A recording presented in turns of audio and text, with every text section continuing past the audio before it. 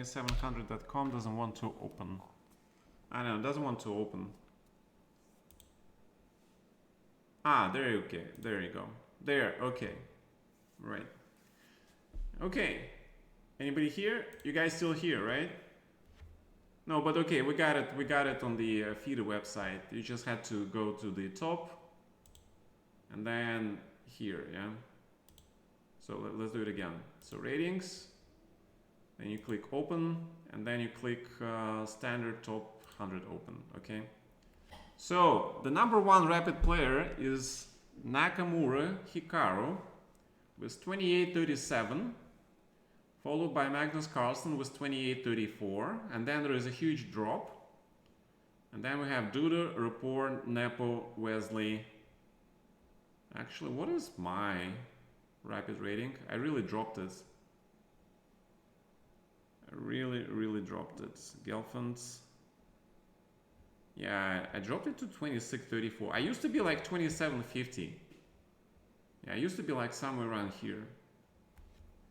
About 4 years ago, I was still 27.50, and then I dropped it so many points in Bill probably. Yeah, because in Bill I lost 6 games and I drew 1 in the rapid tournament. That was a disaster.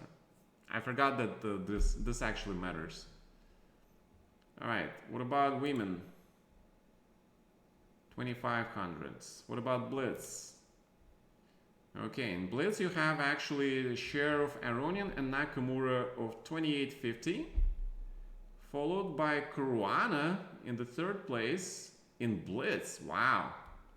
Fabi got a lot stronger in Blitz.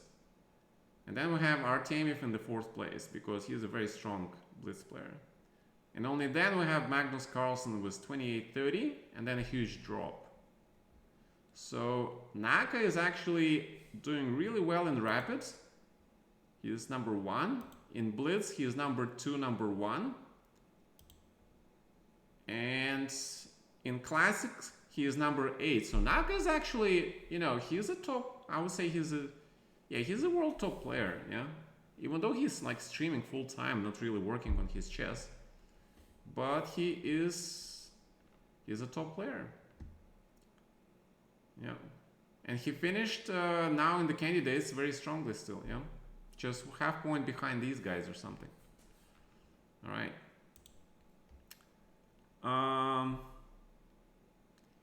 Yeah, okay, but it's pointless to follow live ratings. Let's wait until the end of the tournament, okay? So I'm sure, the rapids are done, right? So the rapids are done, and he dropped to 4, yeah? And then it's unclear when there will be another rapid tournament. Yeah. So, but again, for these ratings to matter, you need to have something. Yeah, you need to have the World Chess Championship, like Rapid Blitz. Then it makes sense. But of course, to organize an event like this every year, you need to have decent prizes. And you know, remember 4 years ago the FIDE had contract for 3 years with the Saudi organizers who provided obscene amount of money to organize it and to make huge prizes. But the contract is over, so and I don't think they renewed, okay? So, but the contract is not renewed. It's gonna be very hard, especially now, to find a sponsor to run these events. Do the #2 in the world. Wait, is he? In the Blitz, you mean? Wait, where is Duda? In Blitz, he is #11. You mean after Naka dropped, Duda becomes the world top player in the Rapids, yeah? Okay. And where is Duda here? He is only 27.40. I think he lost a lot of rating points somewhere, yeah? Where did he lose them? Let's see. Rating progress chart. Individual calculations. He lost 10 points in August. Where? Oh, he lost Oh, yeah. In the candidates, right. He lost 10 points in the candidates. That was huge. Because 2750, 2740 is a big difference. And then he lost also 9 points in March. So he lost an overall of almost 20 points. That means he was numbered 2760 and he lost 9 points in the Vike. Yeah, because if he was, because if you are 2760, right?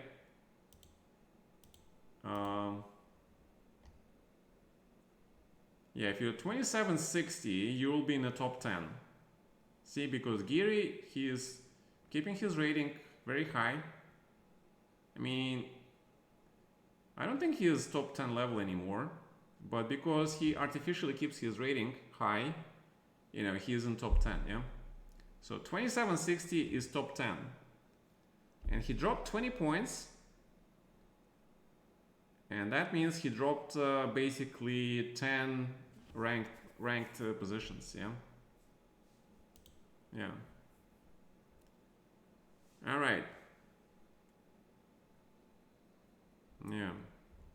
Well, I'm not dissing Anish. I mean, the guy is an incredibly strong player, but yeah, but you know, he hasn't been showing much lately. Yeah.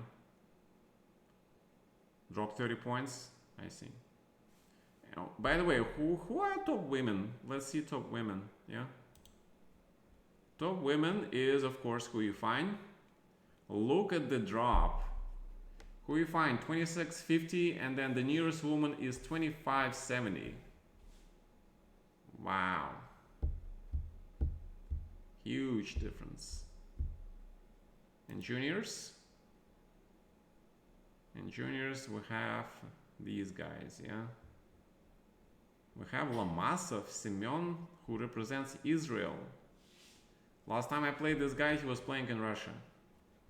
That was like 6 years ago.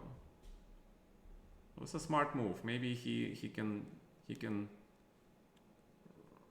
rise quickly. This guy is still 25-33 and he's behind, yeah. Hans Niemann. Wait, well, what is this? Is this? Oh, this is Rapids. I'm sorry. Yeah, let's go on to the classical. Then it's probably a completely different story, right? Gukesh, 27, Yesipenko, Hans here, Vincent, still not 2700, and Raunaka is also 2622, which is pretty low.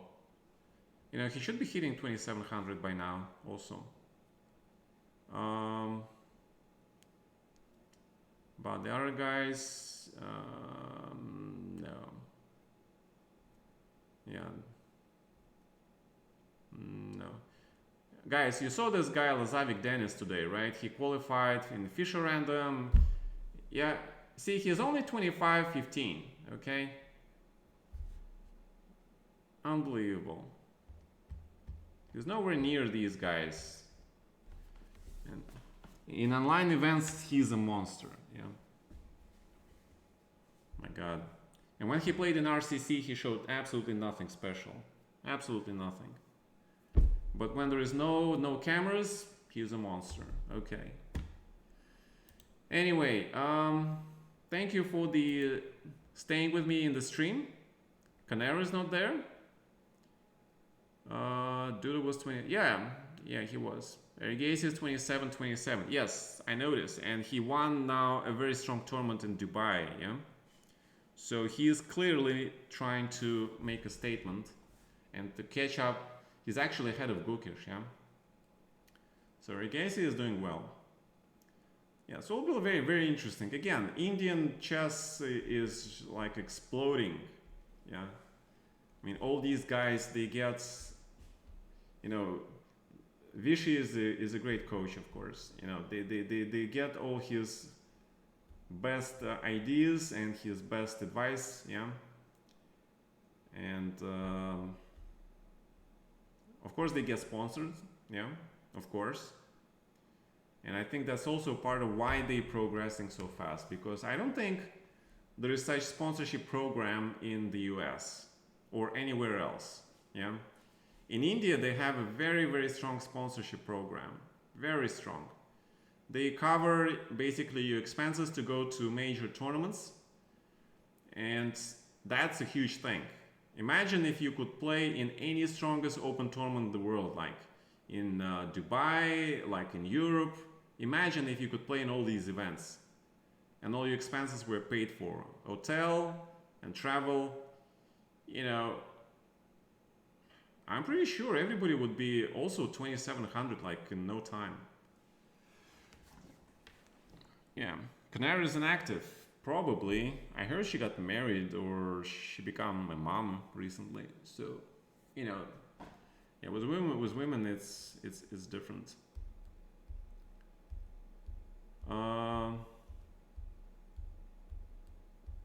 Yeah. So what I can foresee is that these Indian guys and these Uzbeki guys, they will be basically huge competitors for the next few decades, yeah, because they'll be playing really well into their 30s, that's for sure. It's obvious right now. So they'll be competing for the next 20 years, and one of them is very likely to become world champion, classical chess, yeah, very, very likely. So the question is, who will it be? So guys, who do you think will be a world champion from these guys? Yeah, I don't know. Hello, Mr. Ivanov. I don't know. No, I'm talking about these younger guys. Firouzja is a very safe bet that he will have a chance to become world champion. But again, I don't think he'll be able to hold it for long, yeah? Because I don't think he'll be like Magnus. Magnus is dominating every event he plays. He dominated the World Chess Championships. He dominated the Blitz Championships, Rapid Championships. You know, when he was the world champion, he was really ambitious and he wanted to prove that he's best in everything. So he won the World Rapid, Blitz, Classical Championships, all of them, like several times. He really proved it, yeah? I don't think any other guys can really actually, you know, demonstrate such an ability, even if they become the world champion. I think the era of dominating world champions is over. Yeah. But I think Abdusattorov and again, Abdusattorov and Erigasi and Gukish, yeah? To me, these are clear trio of the guys who will challenge the World Chess Championship title like in about I would say 6 years from now, yeah, because next 4 years is for Duda and Firouzja, yeah, next 4 years, but they will have to go through the mighty 30-something people like Fabi and Naka, because the Naka and Fabi will have they will be running for another 4 years at full strength. So, and after that, after they hit 36, 37, they will not be able to play so well anymore. And then Alireza Duda will be facing off with these youngsters, yeah? So, and then we will witness incredible struggle, yeah? Again, it's a generational thing, yeah? One generation sort of, plateaus, the younger generation comes up.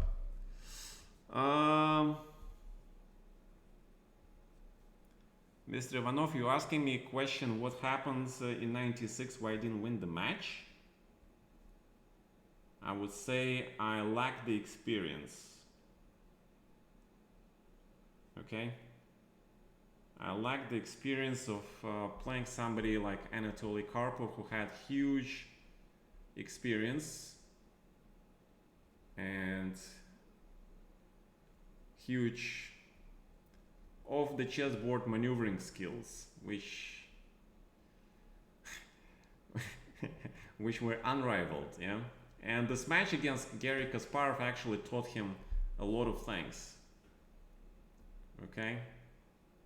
Again, if we go back to Garry Kasparov, if they played the timed match, like these days, they play 16-game match. Before that, they played 12-game match, and even if they played 24-game match, like they played later, yeah. Remember how Kasparov was losing 5-0. He was losing 4-0 before game 32. Then in game 32, I think he lost the game and became 5-0. So if that match, if Karpov realized that this would go to an unlimited match, and he would play, he would say, I want to play only 24-game match, right? Then there would be no Garry Kasparov as we know him today, because the match would be over with 4-0 score for Karpov. There will be never be Garry Kasparov, and then the chess today will be completely different from what it is. Okay.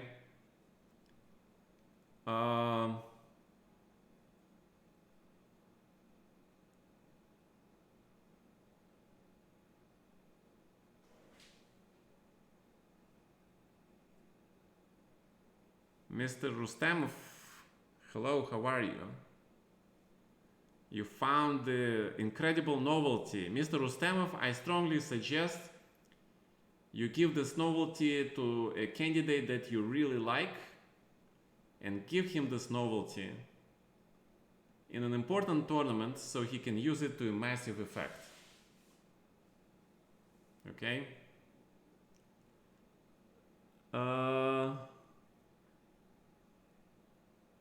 Yes.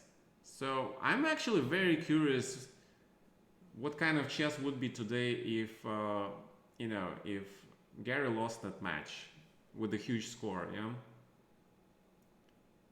I don't know. It's really hard to imagine, isn't it? Yeah? Really hard to imagine. Imagine the world without Garry Kasparov in it. Or a different Garry Kasparov, the one who is, you know, not as dominant, because he would not be as dominant even if he stayed. He would probably still become world champion, but he would not be as dominant, yeah? Because I feel that if Karpov was allowed to win that match and people would realize that Garry Kasparov lost it, he would probably lose this incredible support, and this support would be switched to another candidate. And what other candidate besides Kasparov was there, guys? Do you remember? Was there any other guy besides Kasparov who was really strong?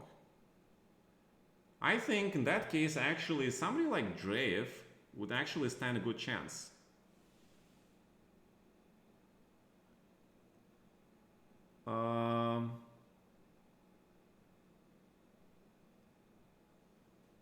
No, it was way before my time, man. Remember, it was 80s, okay? And also then you had Ivanchuk and Gelfand, yeah? Even then, before that. So, but it was not that time yet. So we had Sokolov in the 88, I believe, right? I think it was Sokolov, Andrei, and also Yusupov, yeah? So Yusupov, Sokolov maybe had the best chance. Ivanchuk was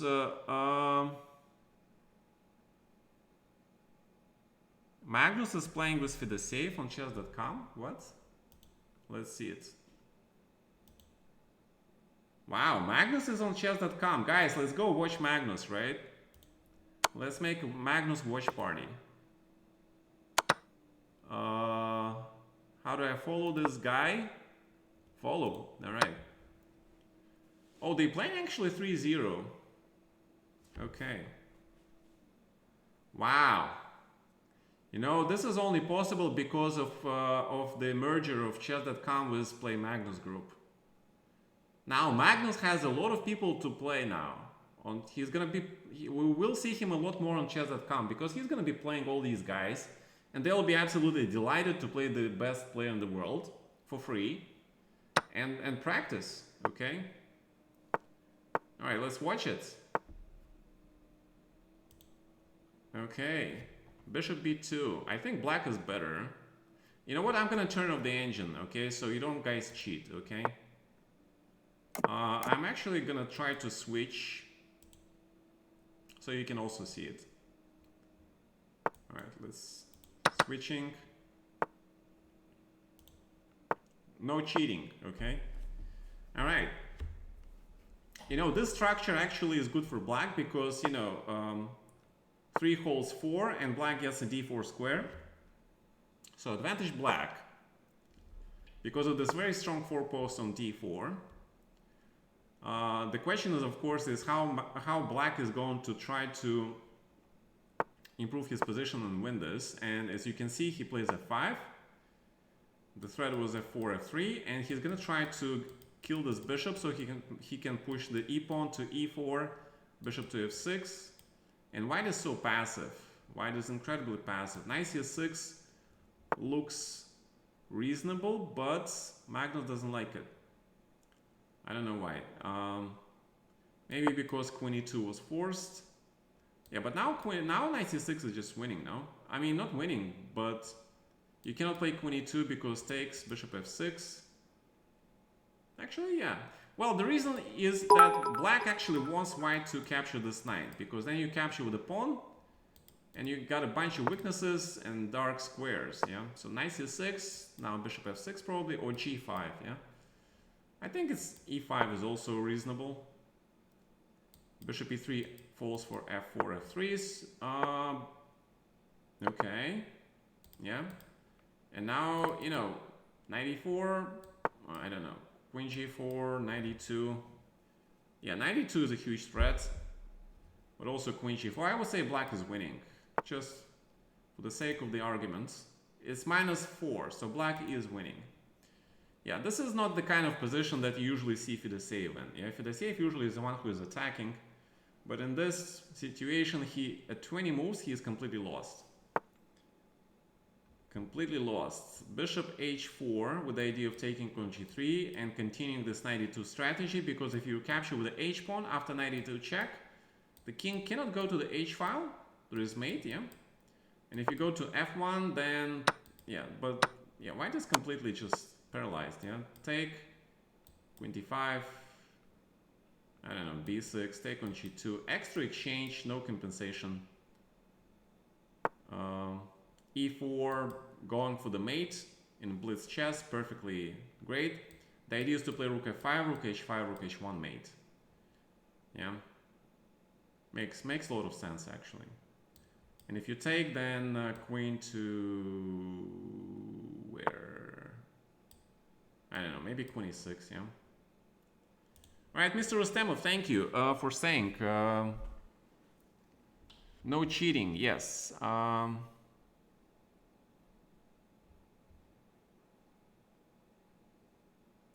All right, thank you, Mr. Ivanov.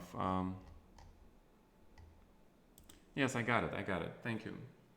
But it's okay. It was just, you know, queen f3, perfect. You cannot capture the knight because of the mate. Knight g3 is the threat. You have to play king e1. And white resigns. Okay. So what is the total score so far between these two guys? Magnus is 3100s and Fedosseev is 3000s. How many title players are there? Bortnik is here. So, you know, it will be a lot of fun to see Bortnik play Magnus. Right? And then hopefully some youngsters play Magnus, yeah? I've rarely seen actually Lazaro Bruzon online on chess.com, but apparently he is still alive and playing chess, which is good. Yeah. All right, so these guys are just having fun, messing around, you know, just a blitz game. Nobody cares. So they're playing fun lines, and Magnus is under attack yet again, because white sacrificed the pawn for the attack. So the question is, queen to h5, take, pawn takes, queen takes d4. And what is this? But oh, rook h4. Oh, and king f1, rook e1. Whoa. Oh, wait. Yeah, bishop c4 check, right? So there is no rook e1. Rook e1, bishop c4 check. Rook c4, queen b5. Then rook e6. So he has to take on c4. And probably just chill and play queen d6 or queen d5, yeah? and try to queen d5 here. Yeah, b3, so you cannot develop the knight without trading this bishop. But if you trade the bishop now, he can take with the pawn. Queen d6. And castle, yeah. And queen g6, but then knight c5, and this knight on b8 is arrested. Huh. Oh, rook e4 is even stronger, of course. Take g6, queen e5, resigns, yeah? Yeah. Wow. Yeah. Fedoseev looks like a total baby playing Magnus. Yeah, it's just he makes Fedoseev, who is one of the best players right now. He made him look like a kid, yeah. But that's Magnus for you guys, you know. Even in his worst form, he is still pretty impressive. And you know, guys, why he is playing here today? Because tomorrow is a title Tuesday. And you remember what happened on last title Tuesday? Magnus came to play in title Tuesday, thinking like he's gonna win like last time. But this time people were ready. And he lost 2 games.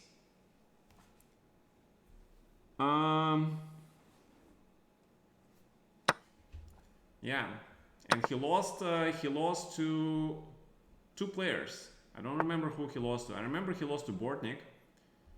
Very impressive game, by the way. And with white. And then he lost to somebody else. I don't remember who. He lost 2 games. You cannot see the H file? What? Really? Oh, you cannot see it. Okay, sorry. Alright, let's go. Alright guys, Magnus watched today, yeah? Magnus watched on chess.com. Oh yeah, he lost to Andreikin. Alright, yeah. Yes. So this is incredibly fun, yeah.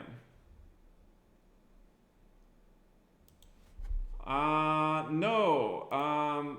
You see, I think it's more insidious. You see, he has a rivalry with Naka. Sort of like, you know, unofficial rivalry, right? And Naka is a king. Naka is an undisputed king on chess.com. But now, with the Magnus Group and chess.com merging, the status of Nakamura on chess.com, his status as #1 undisputed player on chess.com is going to be challenged by Magnus. Okay? So Magnus comes to chess.com to dethrone Nakamura from his position of #1 player. That's what's gonna happen. And once he does that, you know, Naka's claim that Magnus avoids him will be less forceful, okay? You remember how after the candidates, Naka said that if he didn't lose last round game to Dink, he would actually share second place and he would be playing the match for the World Chess Championship, right? And he said that if he didn't lose the game to Dink, then he's pretty sure that Magnus would play the match for the World Chess Championship. To make sure that, the idea was to make sure that Naka doesn't play the match, yeah? And I think that statement actually triggered something. Triggered a response in Magnus, and it's just a conjecture, of course, okay? Yeah, bishop to a4. This is such a... Actually, I thought Fedoseev was playing black. But this looks like Magnus is actually in trouble here. Bishop a4, my god. What a tricky move. What a tricky move. Because 93 is coming, yeah? With a tempo. And rook on e1 is just gonna fall. So Wow. Yeah. Yeah, this is a problem. I think check knight f7. Ah, wait, you still lose exchange, yeah? Oh, take on d8 and then knight f7, right? Because then you hit the knight and hit the rook. So take on d8, rook d8, knight f7. If knight d3, then king d2. Okay? And knight e1, knight d8. Then knight f3 check, king e3. No, but this is oh, you have knight e6. Correct. Wait. Ah, but where does the king go? Oh, king b1. Ah, but then hg5, right? So, huh. Crazy. This is crazy, actually. Okay, I think white is fine. Yeah, just play something like knight f4. Yeah, knight g6, maybe. Rook e2, e5. Yeah, this is very drawish. Very drawish, but still no draw. Yeah, black is still pressing because rook e7, yeah? Rook e7, rook d here, and white king is now suddenly in danger. Yeah, rook d2. Yeah, I think white is actually lost. I think this is lost position for white. Rook b2. Yeah, the rooks are too strong. There is no way. Check. Rook g2, king b1, rook f2, and that's it. Yep, that's it. Game over. Yep. Yeah, Fedosеев miscalculated somewhere. But I'm curious the position after... Okay, never mind. They start a new game.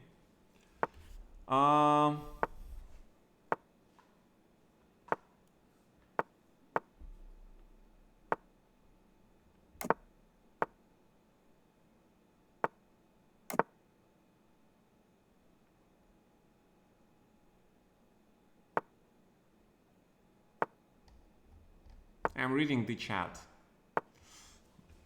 Yeah, but this is Blitz, yeah? This is Blitz. Is Fedosеев in a groggy state? You have to understand that this is the game that is played for fun. And this is not the real Fedosеев, okay? You will see real Fedosеев when there is something at stake, like tomorrow, prize money, or serious tournament like, you know, with qualification, World Chess Championship, Global Championship, Rapid. You know, Fedosеев qualified in Fischer qualifiers. Out of this huge grueling tournament, he qualified into the final 8 in Reykjavik, yeah? So, what you see right now is just Fedosеев, you know, just playing fun chess, okay? How well do you think he would do versus Magnus? Me? Versus Magnus? 3+2? I would be lucky if I make one draw out of 20 games. I would say. Yeah, I'm too old for this. Dude, I'm too old for this. There's no fucking way. I cannot compete with these monsters. If I was like at least like 10 years younger, then I would compete with them. Okay? But now, no.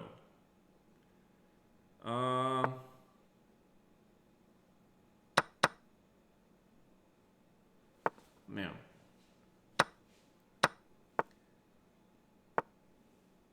But you know what? I will tell you this. I want to see how Magnus plays at my age, okay? I want to see how well he plays when he hits 40 something. Okay? That will be very interesting. That would be very interesting, you know? I would wish there is a time machine so I can see this.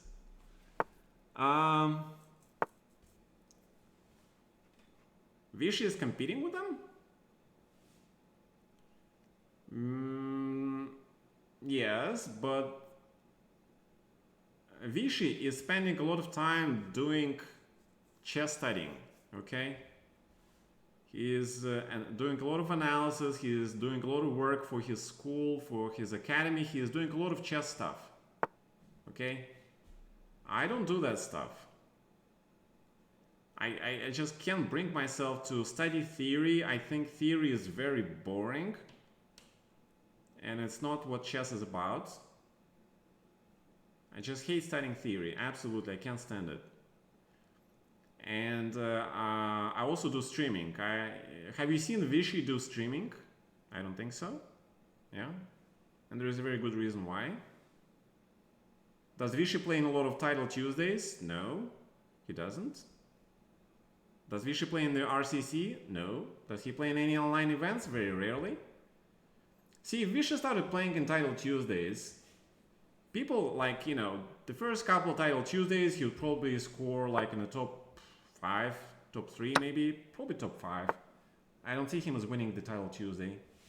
And then he would get flagged like Kramnik, yeah, and he would be very upset about it, and then that would affect his game even more, and then people will start flagging him. Right now he has this aura around him, this legendary aura, yeah, but if he descends down to the level of Title Tuesday tournaments, like, you know, like I did, yeah, then slowly with time this aura will disappear and they will treat him like, you know, like the rest of the grandmasters, and he would be actually, you know, not in a better position than the rest of us.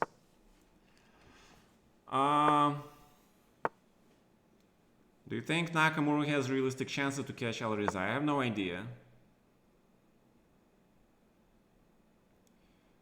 Visha said in an interview that he plays a lot of training and he is flagged 90% of the time.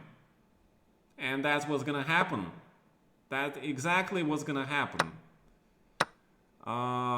So that's why Vichy is only playing in absolute top tournaments where people don't really flag, okay?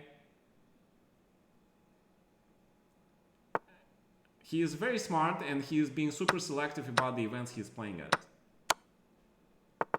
And that's just a very smart thing to do, okay?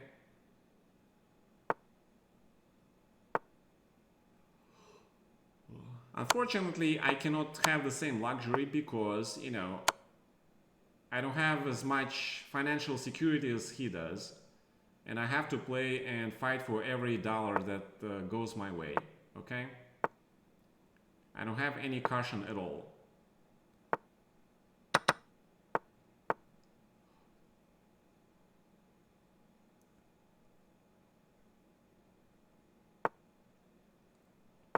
That's why I'm playing in a lot of online events, because I'm trying to, you know, win some prizes. That's why I'm streaming, because as I said, you guys are supporting me, and basically that's one of the very few things that, you know, has my income in it, okay? I mean, if I had as much money as Kramnik or Vichy, I would be also, you know, just, you know, playing in top events and caring about my rating and, you know, but I don't do that. Anyway. Oh. Talking about finances depresses me. Some people are very smart about it. I'm not one of them. Unfortunately. Or fortunately, I don't know. It all depends, you know. I mean, when I grew up, I had a completely different upbringing than Vichy had, you know. I don't think if he never had a crazy father who tried to kill you many times, yeah, or, you know. Anyway, I don't want to talk about this. Let's not compare us, okay? We have different lives, absolutely different lives.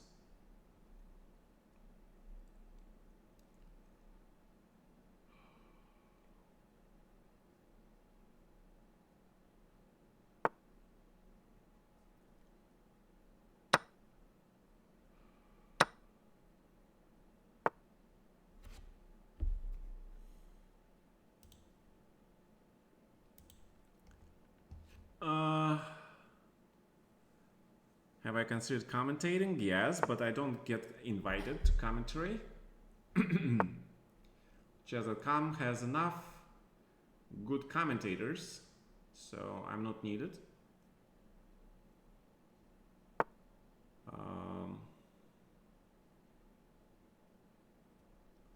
Spend 5 minutes speaking with a Russian and their depressive state will spread to you. That actually has a certain degree of truth in it. Yeah. I mean, all the greatest Russian works of literature, they're extremely depressing.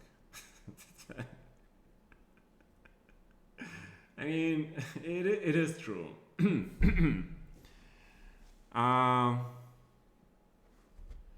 Kramnik взяли наблюдательный совет FIDE. Okay, he is saying that Kramnik got accepted into the advisory board of the FIDE, and Vichy is now also a vice president of FIDE. What can I say? It is absolutely normal for a public figure to go into this politician role. I don't think I'm gonna make a good politician, because I like to say what I think without regards to, you know, how it's gonna make an effect. And that's not a good quality to have if you're planning to be a politician, okay? But there has to be somebody who actually speaks about the issues. I think that's what my role is. You know, somebody has to be a sort of this alarmist scapegoat sort of guy.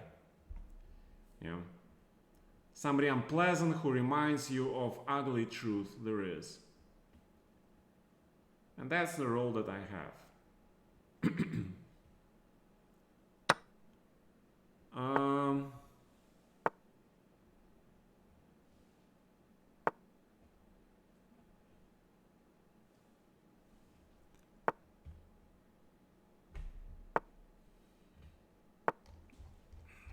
Anyway, thank you for all your support, gentlemen. Thank you. So what is the score between these two guys anyway? What is the score?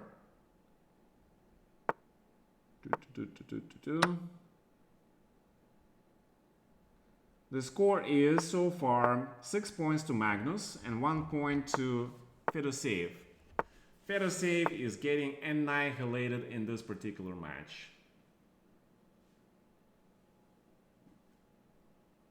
Completely annihilated.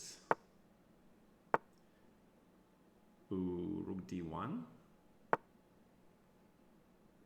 And resigns. Yeah. Yep. So shouldn't be enough, no? And Magnus raised his rating to 3200.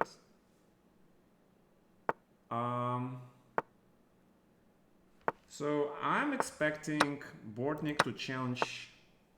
Oh, Bortnik is gone. Damn. Yeah, so Magnus is raising his rating to 32. What is the top rated player on chess.com? Where's the page with the... Actually, Naka is streaming right now, yeah? What is he streaming? Let's see. Is he watching Magnus also? Wait. Where is his stream? He's not streaming, yeah? He is online. I don't see his stream. What's going on? Ooh. Top players. Okay, top players.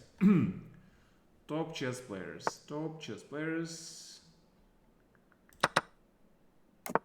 Top chess players. Wait. Live chess ratings. No, that's classical.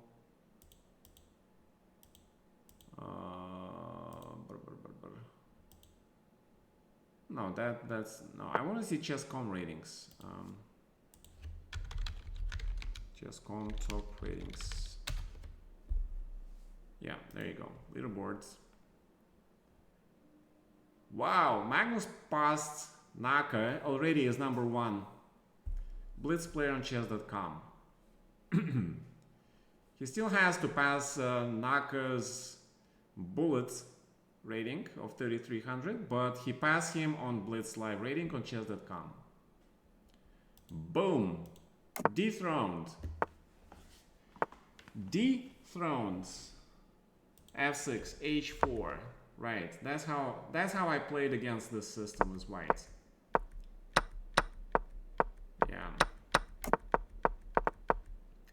question is it good?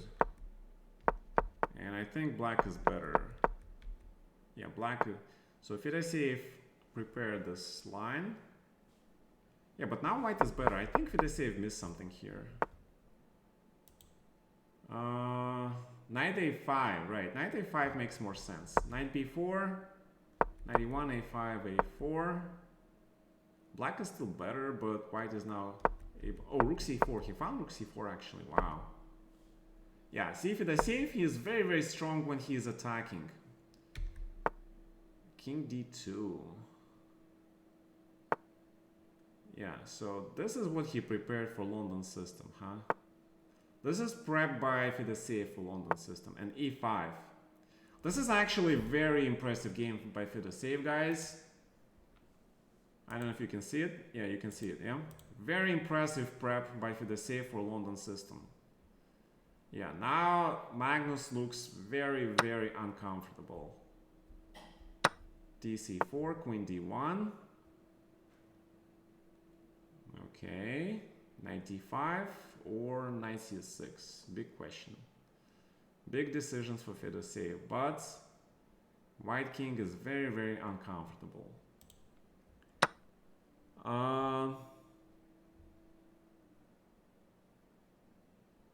Mr. Ivanov.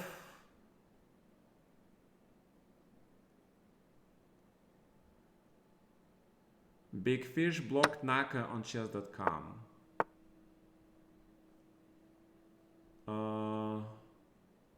What? Okay, that's now okay. He up to him, yeah. Yeah. So, oh, it's -2 again, yeah. Bishop g3, bishop f4, take, rook d8. Yeah, Fedosseev knows that. Rook d8 just wins. Yeah, he will find it. Yeah. Yeah, this is why, you know, why I stopped playing London system really lately, because people analyzed it. People analyzed it and it's just very easy to get in the worst position with white. Queen f4, queen d2, queen g4, queen f4, queen... Yeah, it's completely lost. No, they're not spilling, but, you know, Fedosseev, he is losing 7-1. Yeah, he looks bad. He needs to show something that he can play at this level, okay? So he shows his prep in this particular game to show that he can win. He can beat Magnus, okay? And b6 very strong. Oh, king a6, yeah. Queen e8 back. Oh, he had to find king a7, queen e3, b6. There is no mate though. Ooh, he let the rook out. He let the rook out. It's still complete. Oh, rook d1. Ah. Yeah. -15 is a little bit too much. Yeah, -15 Fedosseev wins. Finally. c3 check. Resigns. Yes, Fedosseev scored the victory by showing an important line in London system, okay? So Magnus is playing London system with black now. This is kind of mixed Slav, but this is not exactly that great. Yes, that was a nice preparation by Fedosseev. Now I know what he prepared for London system. That was GG, yeah. What is going on? What is this a3 move here? What is this a3? Oh my god. Actually, it's first line, yeah?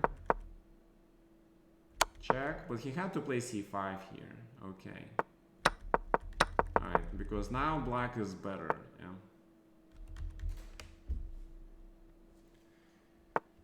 Wow, guys, you got so lucky today. We get to watch Magnus play live. Not an everyday occurrence. But now Fedosseev is better again. Bishop g5, correct. e3, and he is a pawn up. Yeah, I think Magnus lost interest in this match. He's just playing on autopilot. And that's why he allowed it, yeah? He just lost interest in this match. Now Queen f3, King d2. King d2, Rook c1, and just positional or castle, yeah? Yeah, it's castling. It's gonna be castle now. Yeah, white is completely winning, again. So Fedosеев is making a comeback in this match. Yeah. He's making a comeback, and that usually shows how the elite players are adapting to their opponents, okay? Despite losing many games to him, he is looking for ways to adapt, and right now he seems to find one, okay? He adapted. And now Magnus has to overcome this adaptation and to show his superiority again, to prove it, which is not going to be easy.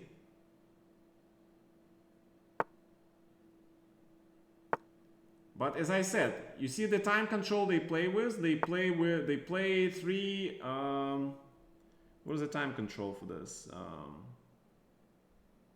Yeah, they play 3-minute games, so this is basically a practice for tomorrow's Title Tuesday, okay?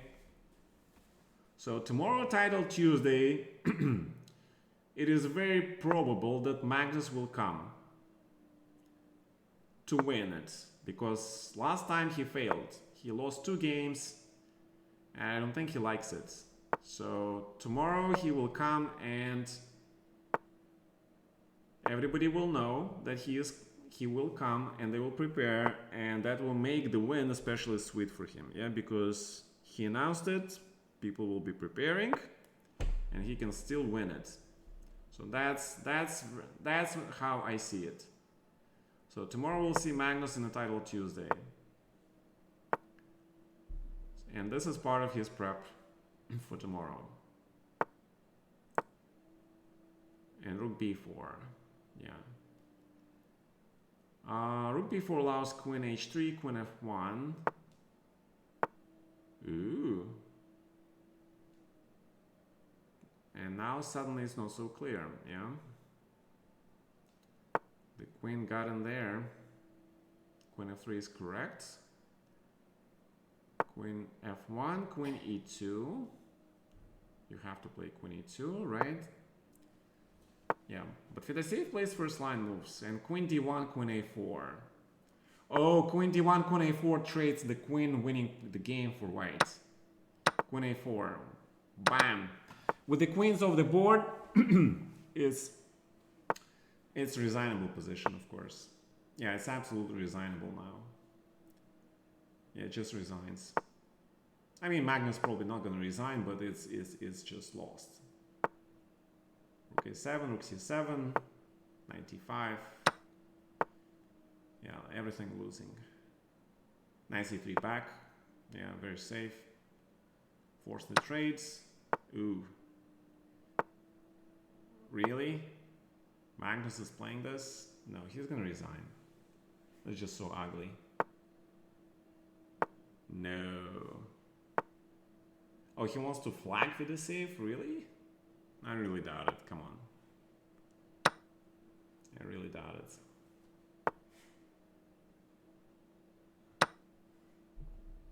Beautiful. Beautiful. Fedosеев sees tactics. And this is why Fedosеев is now one of the strongest players, especially online chess. 14 seconds. Magnus tries to flag him. No, he doesn't. But okay, he resigns. And Magnus lost his 3200 rating, making Naka again #1 player.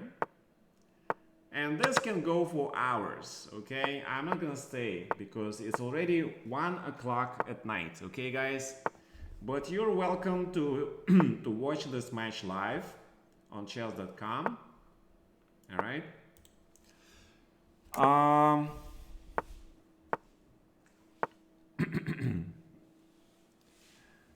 Morpheus, it is not strange anymore because chess.com announced merger with Magnus Play Corporation. Okay, they are now one and the same.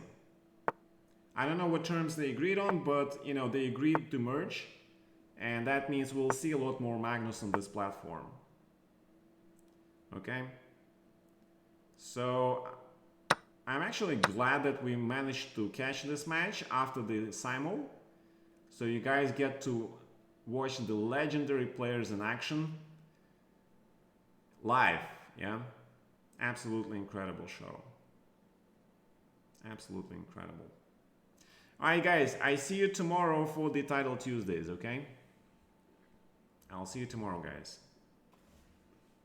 Enjoy the show. Hey Cheslaver, what's up? I'm leaving, man. But you can watch Magnus play live on chess.com, okay? Alright guys, I highly recommend you keep watching this match, okay? So watch Magnus on chess.com. Alright guys, see you. I'll see you tomorrow.